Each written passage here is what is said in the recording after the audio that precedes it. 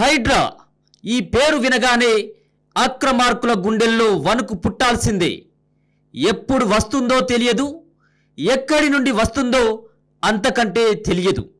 వచ్చిందంటే ఆకాశాన్ని తాకే బంగ్లాలు నేలను ముద్దాడాల్సిందే. తన మన అనే కనికరం అస్సలు ఉండదు. అడ్డుకుంటే అణిచివేత, అక్రమమైతే ఊచకోత. రాష్ట్రంలో ఇప్పుడు ఎక్కడ చూసినా హైడ్రా మాటే. నలుగురు కూడిన చోట రంగనాథ్ పేరే. అసలు ఈ హైడ్రా చేస్తుందేంటి, చేయాల్సిందేంటి? ఇది తాత్కాలికమేనా? చివరి వరకు ఉంటుందా? పేదవాళ్ళ ఇళ్లను మాత్రమే కూలుస్తుందా?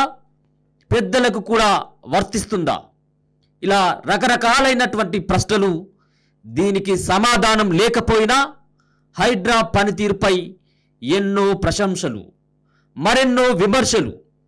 అక్రమార్కులు హైడ్రాను హారిపోసుకుంటే సామాన్యులు నెత్తిన పెట్టుకుంటున్నారు. దీనికి ఉదాహరణే ప్రతిరోజు హైడ్రాకి వస్తున్న 1000 దరఖాస్తులు.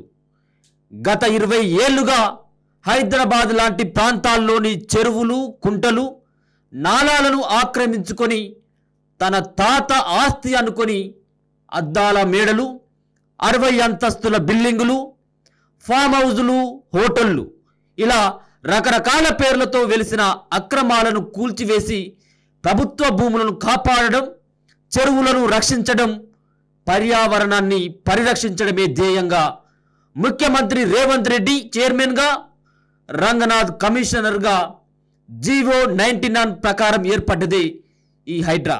ఇప్పటి వరకు ఓ లెక్క, ఇప్పుడో లెక్క. ఆక్రమించుకున్నవాడు ఎవడైనా చివరకు నా ఇంటోడైనా ఎవ్వరిని వదిలిపెట్టను అని స్వయంగా సీఎం రేవంత్ రెడ్డి చెప్పడం, హైడ్రాకి అదనపు బలగాలను సైతం ఇవ్వనుండడం, ప్రత్యేక పోలీస్ స్టేషన్లు ఇవ్వడమే గాక కేసులు కూడా నమోదు చేసే అధికారం ఇవ్వనుండడంతో ఇక హైడ్రాను ఆపే శక్తి దరిదాపుగా ఎవరికి లేకపోవచ్చు. ఇప్పటి వరకు హైడ్రా కూల్చిన విల్లాలను చూశాం, పేదల గుడిసెలను చూశాం. మరి 10 ఎకరాల్లో రాజకీయ నాయకులు కట్టిన ఫామ్ హౌజులు హైడ్రా రంగనాథ్కు కనిపించడం లేదా? బఫర్ జోన్ ఎఫ్టీఎల్లో ఉన్న వాటిని కూల్చేస్తామని చెప్పారు. సరే, బండ్లగూడలోని సలకం చెరువులో ఓవైసీ కట్టిన ఫాతిమా కాలేజ్ మీకు ఎందుకు కనపడతలేదు? ఎమ్మెల్యే మల్లారెడ్డి అల్లుడు మర్రి రాజశేఖర్ రెడ్డి, పల్లా రాజేశ్వర్ రెడ్డి కాలేజీలన్నీ చెరువులోనే ఈత కొడుతున్నా వాటి సంగతి ఏందో తేల్చాలి ముందు. ఇవే కావు, బఫర్ జోన్లో ఉన్న సబితా ఇంద్రారెడ్డి ఇంద్రభవనం, పొంగలేటి శ్రీనివాస్ రెడ్డి అద్దాల మేడ, పట్నం మహేందర్ రెడ్డి, కేటీఆర్, వివేక్ వాళ్ళ సంగతి ఏంది? ఓహో, వాళ్ళు రెడ్డిలనా, ఎమ్మెల్యేలు కాబట్టా అని జనాలు అడుగుతున్నారు. వాళ్ళు అడిగిన దాంట్లో కూడా లాజిక్ ఉంది కదా రంగనాథ్ గారు. ముందు వాటి భరతం పట్టు, తర్వాత మిగతా పనులు మొదలుపెట్టు అని సామాన్యుల నుంచి వస్తున్న ప్రశ్న.